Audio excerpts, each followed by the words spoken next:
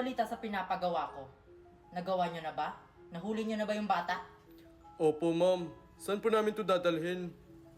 Magaling. Dalhin niyo na lang siya sa bahay nila.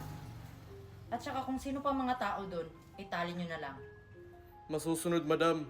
Papunta na ako. Bakit kaya hindi sumabay sa akin yung kapatid ko pa uwi? Baka umuwi na yun. Nauna na yun sa bahay.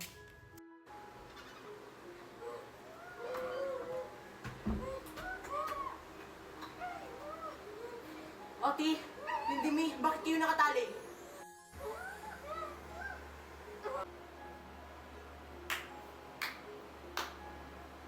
Buti naman nandito ka na.